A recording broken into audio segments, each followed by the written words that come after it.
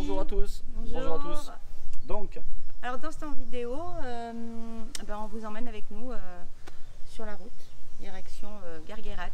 direction la frontière de Guerguerat en Mauritanie. Donc, Voilà. 1500 km. Ouais. Agadir-Guerguerat, tout simplement. Donc, on prévoit à peu près 3 jours.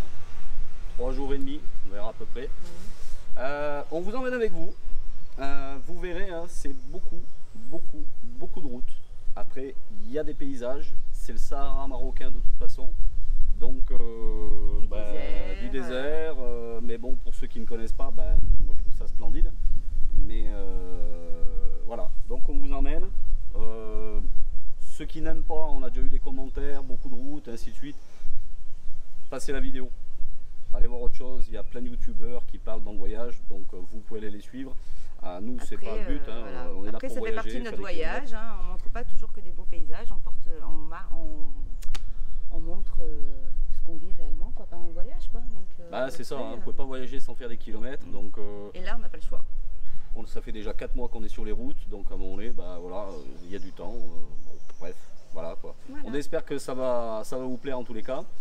Et puis voilà, en tous les cas pour moi, je trouve ça un truc splendide à faire. Le Sahara marocain, c'est juste à faire. Et puis voilà, il y a le petit piment, hein, le petit piment des frontières, avec les doutes, les questions. Et puis de toute façon, on va devenir clandestin, comme vous l'a dit. Donc là, on n'a pas le choix. C'est où on rentre en France, où on taille la route. Donc ce sera de la route, mais allez, on vous embarque avec nous, vous allez voir, ça va être sympa. Vous nous direz ce que vous en pensez dans les commentaires. Et n'hésitez pas à vous abonner, on compte sur vous. Et puis à très bientôt. On vous embrasse. Bonne route avec nous. Bisous. On se retrouve en Mauritanie. Bye. Ciao.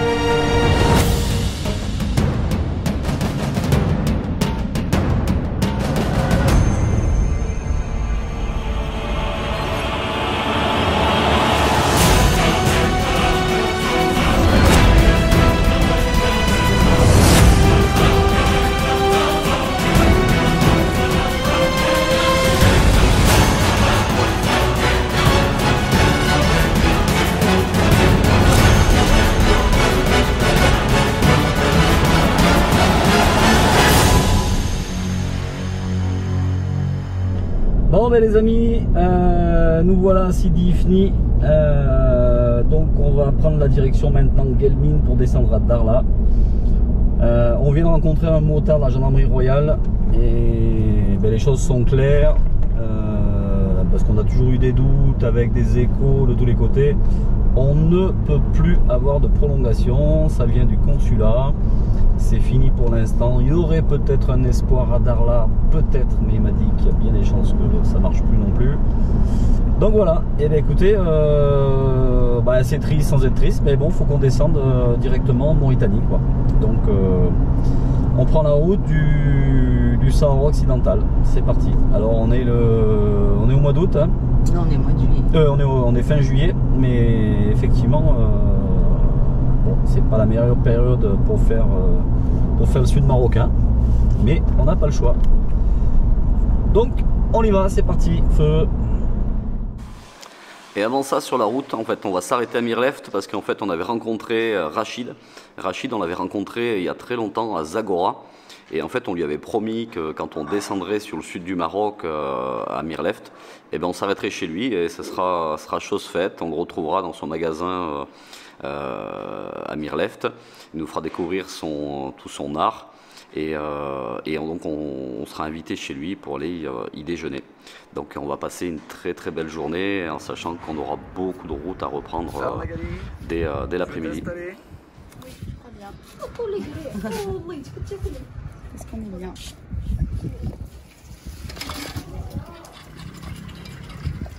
Alors on s'est régalé avec Rachid.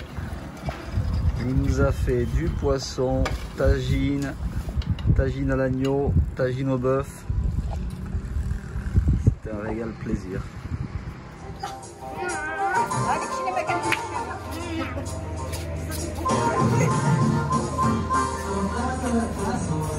Ah, marhaba.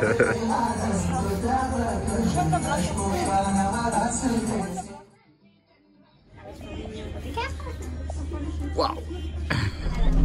Et ben voilà, après ce bon moment avec Rachid et sa famille, et ben c'est le moment de partir, puisqu'on n'a pas le temps de pouvoir rester, malheureusement. Allez, c'est parti pour faire encore beaucoup de route.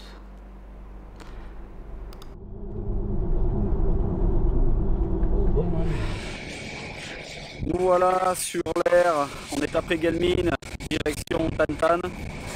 Et là je vous garantis qu'on est vraiment dans le désert. Je pense qu'il fait à peu près 46-47 degrés. L'air il est brûlant, même pas on y reste 10 minutes. Alors, on s'est arrêté pour faire un dernier petit lavage du véhicule et pour reprendre notre route, parce que là on a à peu près 2h30 de route pour descendre à Darla. Et voilà, là il faut préparer complètement le véhicule, que tout soit vraiment nickel, pour qu'il nous arrive aucun souci. Donc c'est le début un petit peu du désert, quoi. Un petit peu, parce que c'est que le début, quoi. Et voilà, les routes, c'est calme. À cette heure-ci d'après-midi, plus personne n'est là, parce que par cette chaleur, c'est juste improbable. Donc on a quelques Touaregs qui s'arrêtent, pareil, hein, faire le plein, puisque ça fait partie un peu des dernières stations-service auxquelles on arrive à trouver du carburant de qualité.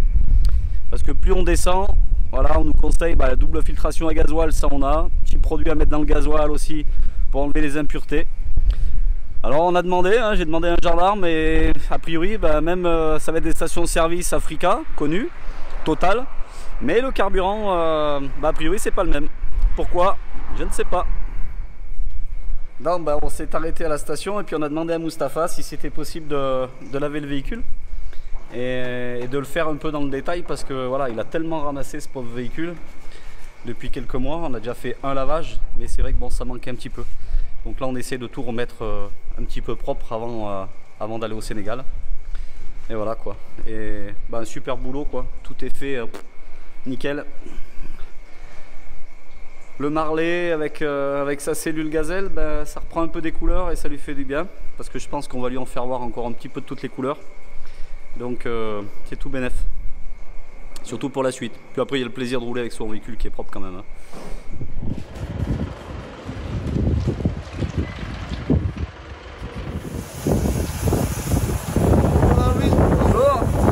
C'est l'arrosage des oranges. Oui. Parce que tu vas prendre le voyage. Ah ouais. Ah ouais, c'est l'arrosage des oranges pour qu'elles arrivent à tenir le voyage. Pour vous dire qu'il fait chaud. Alors il y a même le vendeur d'oranges qui est dans le pick-up, dans les oranges. Un truc de dingue. C'est un truc de fou.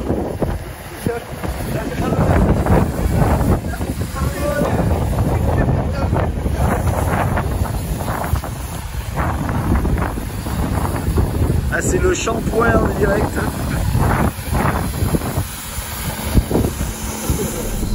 Du désert. Je disais, on vient de rentrer dans Guelmim pour aller maintenant dans la direction de Tantan. C'est 18 h. Je pense qu'on va pas en faire beaucoup, on va en faire encore 1 heure peut-être.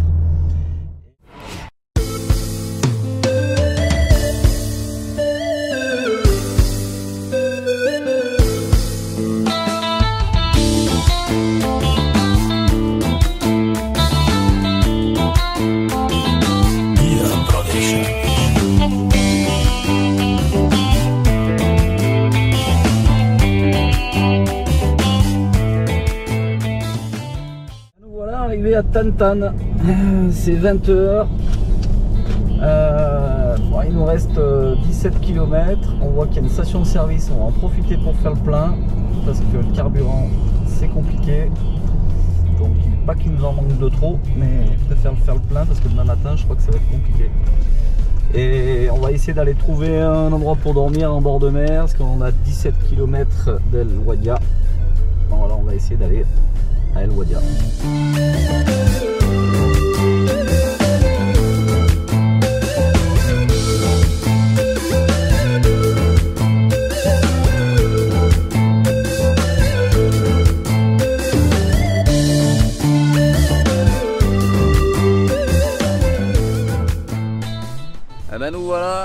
en direction de l'Aïoun. On est tout le long de la côte. C'est juste sensationnel. C'est très très beau quoi. C'est vraiment sauvage. Enfin là on rentre dans un autre espace. C'est vraiment je sais pas de mots quoi. Mais c'est fantastique quoi. C'est vraiment désertique. On voit des petits bouts de tempête de sable. Il fait chaud. Et les côtes sont juste splendides. Vous voyez, je vous fais voir juste derrière. Et tout le long, là, ça fait des kilomètres et des kilomètres qu'on longe les bords de côte comme ça. Et voilà quoi. On voulait vous montrer un petit peu le côté sauvage. Tout autour, la grande route. On est parti de Tantan ce matin. On va sur l'Aïoun. Et voilà. Mais c'est le grand désert.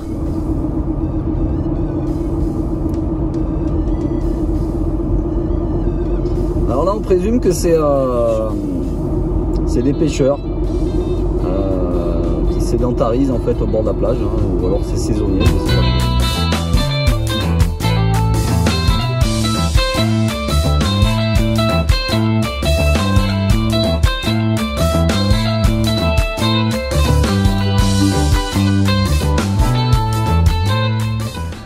Allez les copains, petite pause café, parce que là on est parti bonne heure ce matin, il faut qu'on trace la route, donc petit café. Allez.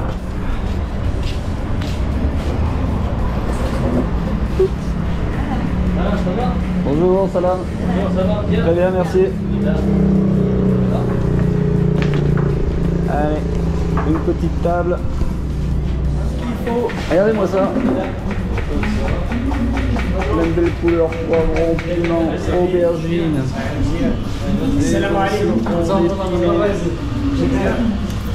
Et là, le cuistot, il attaque les oignons. Formidable, ça donne envie de manger.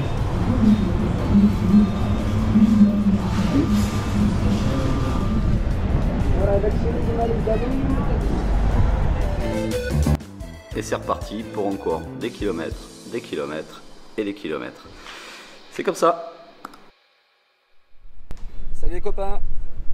Et bien voilà, on vient d'arriver à Tarfaya, on a fait notre petite pause. On a mangé à la cellule. Et là, petit café quand même, bord de plage à Tarfaya. On va pas y rester longtemps parce qu'on a encore des kilomètres à faire. Donc on va reprendre la route tout de suite. Et puis direction toujours Darla. Alors je sais pas, on va aller déjà jusqu'à l'Aïoun et on aimerait bien en faire un petit peu plus, faire au moins encore à peu près 300 km. Donc il y a de quoi faire aujourd'hui et demain. Je crois que c'est des grosses journées de roulage comme c'était déjà aujourd'hui et hier. Mais bon, voilà, on n'a pas le choix, donc faut se bouger. Donc on se bouge, mais bon, le moral est là, tout va bien. Tout va bien. Tout va bien. Allez, on vous embrasse, à tout à l'heure. Et voilà la plage de Tarfaya, avec un petit fort qui est au milieu.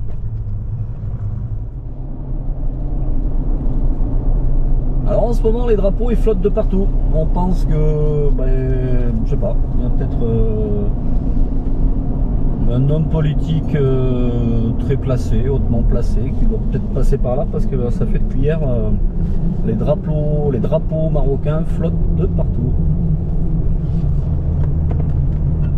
Un énième checkpoint. Le gasoil, on nous a dit que c'était un peu défiscalisé. 1,35 là. C'est cool ça. En général là on le paye 1,55. Il était même à 1,68 au plus haut. Il est redescendu à 1,55. On est redescendu à 1,45 et puis alors là carrément on a une descente. 1,35. Bon voilà, nous voulons arriver à l'Aïoun. Alors là c'est extraordinaire. On dit tiens on voit des têtes bouger dans le camion. En fait un transport de chameaux. Il y a un McDonald's à l'Aïoun. Truc de dingue quand même. Et après, alors c'est militaire, hein. Là, il y a des militaires partout, des militaires, de la gendarmerie, sûreté nationale, royale, enfin bon, il y a tout ce qui fait la sécurité, quoi. T'es rien, juste une poussière dans un système solaire, une chose mystérieuse. Donc en fait, le plus gros gisement à côté de Boukra, c'est qu'il y a le plus grand gisement de phosphate en fait, tout simplement. Et en fait, on vient de passer devant l'usine là, et en fait, il y a un tapis, c'est le plus grand tapis roulant du monde. Il fait 100 km et en fait, qui transporte le phosphate du gisement jusqu'à l'usine. Et après, tout ça est remonté jusqu'au port Al Ayoun et qui est revendu en fait un peu dans le monde entier. A priori, il n'est pas transformé, il est brut et il part comme ça. Voilà les amis, on a trouvé un village pour dormir cette nuit. Et là c'est très particulier mais c'est juste magnifique, tous ces bateaux dans les dunes.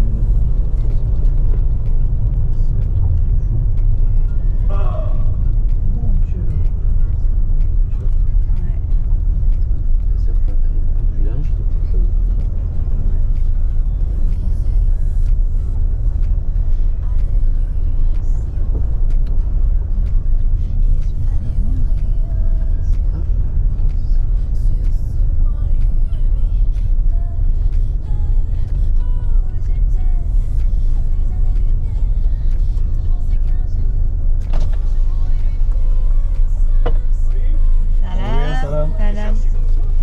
On cherche un endroit pour dormir. Non, il n'y a pas d'hôtel ici. C'est un village de pêche seulement. Oui, non, mais nous on dort dedans là. Tu cherches Un endroit sécurisé, un peu à l'abri. Ouais. Tu peux installer à la station de radar de la marine, les militaires ici. Il y a un fil rouge. Ouais.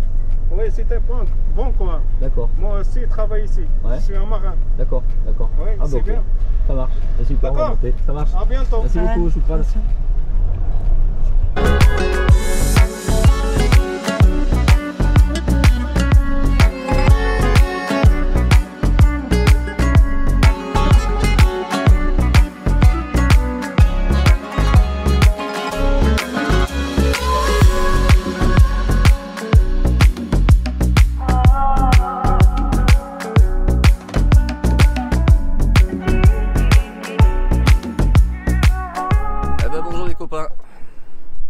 Eh ben je vous dis pas, on a passé une nuit d'enfer.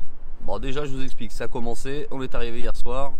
Je vous fais voir un petit peu le site. Voilà, truc de pêcheur. On est dans la zone a priori qui risque un petit peu, donc on a dit bon on va quand même essayer de se mettre en sécurité pour dormir. On est venu se poser là, on a rencontré des pêcheurs. Dans les pêcheurs, il y avait un militaire marin.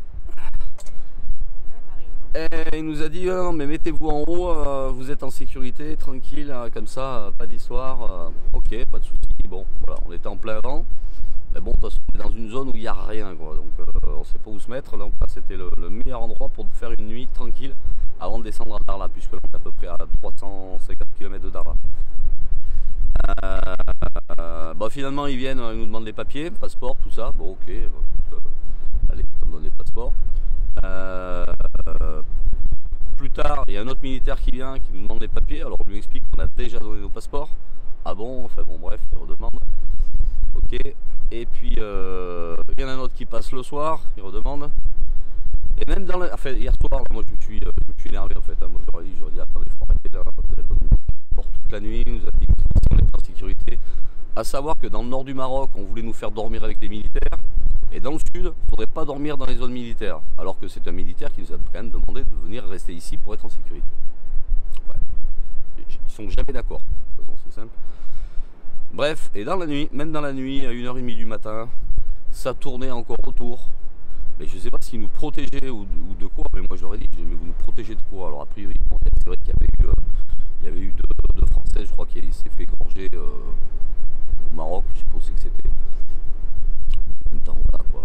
Faut arrêter, quoi. C'est en 2006, ça fait 20 ans. Ouais, je sais pas où c'est qu'ils veulent en venir, je sais pas si on n'est pas en sécurité. Moi, c'est ce que je leur ai dit. Je dis, mais si on n'est pas en sécurité au Maroc, faut pas nous y faire rentrer. Il y a un problème, quoi. Donc, enfin voilà, donc une nuit, un cauchemar. Donc écoutez, on espère que la suite va se passer un petit peu mieux. C'est moi, comme je leur ai dit, je dis, bah, si c'est ça, je sais pas ce que ça donne en Mauritanie. Donc voilà. Ils font plus peur qu'autre chose. En fait, on n'a pas peur, mais alors là, c'est vrai qu'à la force, ils nous font flipper. Hein. Les Sahraouis pourraient nous attaquer. Bon, je sais pas ce qu'ils sont les Sahraouis, je sais pas ce qu'ils veulent nous attaquer, je sais pas ce qu'ils veulent. Ils veulent prendre la cellule ou prendre juste le café, je sais pas quoi. Donc, bref, voilà. Bon, on continue la route tout à l'heure. Là, on va se réveiller un petit peu là, parce que là, on est vraiment tête dans le cul. Quoi. Donc, bon, on vous embrasse. Allez, après cette nuit bien mouvementée, on reprend la route. On va essayer de trouver un endroit pour prendre un bon petit café et se poser un petit peu, parce que la nuit a été très compliquée comme vous avez pu le voir. Mais bon, en tout cas, on s'est bien marré. Il y a du vent par là. Aujourd'hui, demain. Ça fait du vent. Eh oui, on apprend que la météo n'est pas au beau fixe, donc sur Darla. Et bon, on le sait, hein, Darla c'est du vent et du vent, mais là ça sera vraiment beaucoup de vent.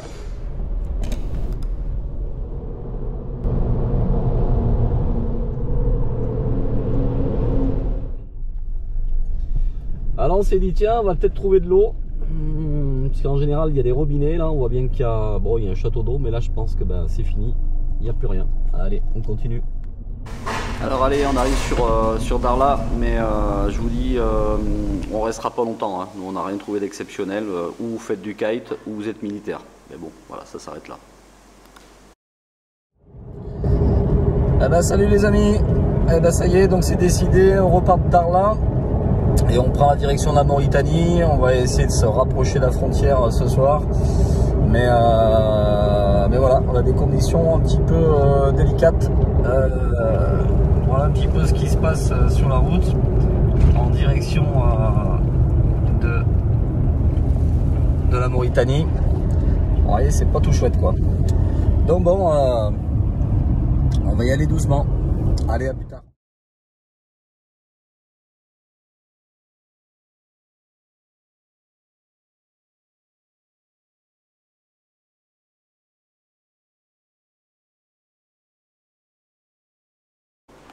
Alors du désert à la frontière mauritanienne, c'est juste bluffant. On est vraiment dans le désert. C'est brûlant, c'est sec, c'est couvert de sable à perte de vue, dépourvu de végétation, c'est inhospitalier. Pas la moindre forme de vie et on est exposé en permanence à un soleil de plomb qui est accablant, une luminosité qui est aveuglante. Alors c'est vraiment un endroit où je crois que ça restera gravé dans nos têtes parce que c'est à traverser, c'est très particulier, on se sent vraiment seul et isolé et je conseille à tous les voyageurs, en tous les cas si vous passez du côté de l'Afrique du Nord, de vraiment descendre sur cette partie parce qu'il s'y passe quelque chose d'assez étrange, vraiment une espèce de solitude, enfin voilà, on manque vraiment de tout et là sur le coup justement ouais, on s'arrête, on sent qu'on va faire de l'entraide, hein. On se dit bon voilà, si quelqu'un a un problème il faut aller lui donner un coup de main quoi. Là on est avec les routiers de l'extrême, c'est posé en plein milieu de ça.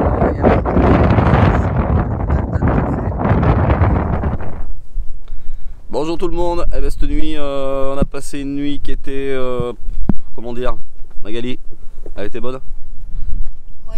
Moyenne, voilà, ça a bougé de partout, il y avait beaucoup de vent. On est sur un espèce de parking de routier en plein milieu du désert, hein, c'est le Bagdad Café. Mais bon, voilà, on a quand même dormi. Il nous reste de la route. On a décidé de se lever bonne heure parce qu'on n'aurait plus à dormir. Donc là, il y a le café à côté qui devrait ouvrir. On va essayer de voir si on peut faire une petite pause café avant de redémarrer parce que là, dans le véhicule, c'est impossible de faire quoi que ce soit. Donc on va aller voir ça. Voilà le petit spot. Voilà, c'est le petit café et la route est juste derrière. Il n'y a absolument rien. Ah, c'est le gars qu'on a.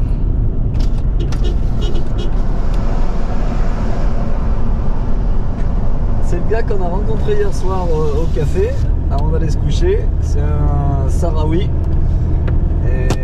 Et en discutant avec lui, ben, en fait, on a appris que là, il allait à la rencontre de ses chameaux. Il habitait à Darla. donc à 150 km d'ici. Mais il a un troupeau de 200 chameaux. Alors, on rencontre beaucoup de militaires hein, sur cette route en tous les cas. Alors bonjour les amis, nous sommes en direction de la frontière mauritanienne. On doit être à 140 km je pense de la frontière. On s'est arrêté dans une station pour faire le plein d'eau, de gasoil. On en profite aussi pour nettoyer un petit peu le moteur, la poussière qu'on s'est pris depuis 2 jours avec un vent de malade. Le plein d'Adi Blue, le plein du lave-glace. Une petite mise à jour quoi. Et là, un accident en fait qui survient, c'est une route qui est forcément très difficile puisqu'elle est très longue, des conditions qui ne sont pas forcément toujours excellentes. Et donc c'est un Français d'origine sénégalaise qui vient d'avoir un accident, donc on est allé le secourir. Et on aura rencontré justement un couple de Français avec 2 enfants qui partaient pour faire le tour d'Afrique. Mais tout va bien pour la personne. On est à peu près à 80 km de la frontière en Mauritanie à Guerguerat. C'était juste pour vous montrer en fait cette station-service à Bir Guerguerat. Et en fait, voilà, juste pour vous dire que vous pouvez y trouver le plein d'eau. Vous demandez, le gars il est charmant. Au pire, il y a un petit tuyau d'eau au fond pour remplir la cellule. On paye à peu près, on donne à peu près 10 dirhams pour le remplissage d'eau. Et en fait, on a toute la partie des toilettes qui est ici. Alors, vous avez une petite partie toilette, lavabo pour pouvoir venir un petit peu se débarbouiller si besoin. Et puis surtout, le gars il est très sympa, il parle bien le français. Donc voilà, ceux qui sont accompagnés d'une dame, il y a des toilettes très propres qui vous montrent pour éventuellement aller faire vos besoins. Bonjour, ça y est, après une dure nuit, une longue route. Et ben voilà, on arrive au poste frontalier d'El Guerguerat. Alors on espère que ça va bien se passer. Et puis après traverser le Nomazland qui ne l'est plus trop vraiment, parce qu'a priori ils ont goudronné. Mais bon, on croise les doigts pour que tout se passe correctement et qu'on n'y passe pas trop de temps pour arriver à descendre. Le poste frontière. Et ben en plein désert, c'est vrai que c'est assez particulier parce que tout le long là ça fait plus de 1000 km où en fait on a vu que ce que vous avez vu jusqu'à présent. Et d'un coup, ben, voilà, un petit peu de vie, on se demande ce qu'il peut y avoir justement derrière. On y est.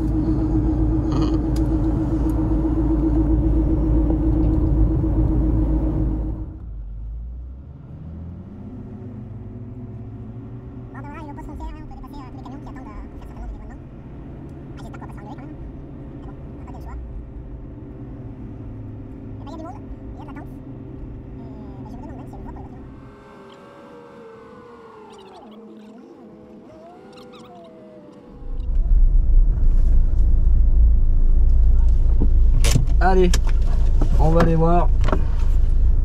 Voilà, donc on vient de passer la douane marocaine, c'est pas tout fini. Là on est parti pour aller faire le scanner. Donc a priori c'est ou fouille ou scanner. Pour nous comme un couple de Français là qui descendent aussi sur l'Afrique en famille, voilà. Donc là on va passer au scanner. Donc c'est juste devant nous. Et voilà, on va voir ce que ça donne. Normalement ça devrait donner. Ça devrait aller. On va voir. Donc voilà le contrôle scanner, chacun y passe. Alors a priori c'est surtout pour la drogue.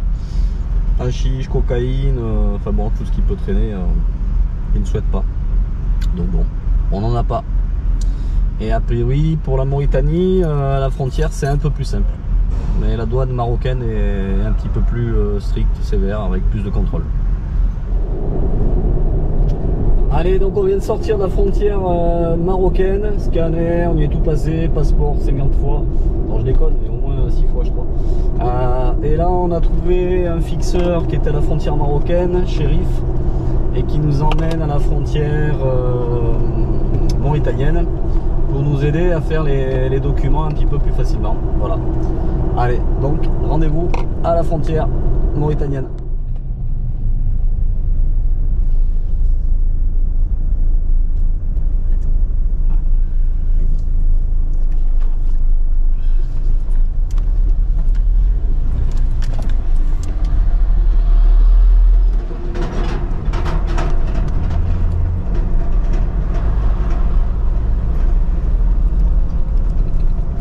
ben voilà, l'ancienne No Man's Land. On l'a rêvé, on l'a vu, on est en train de le faire. C'est juste un gros kiff. Et voilà. Mais effectivement, hein, ils ont tout nettoyé. Hein. Bon, il reste 2-3 traces de 2-3 véhicules, mais c'est tout.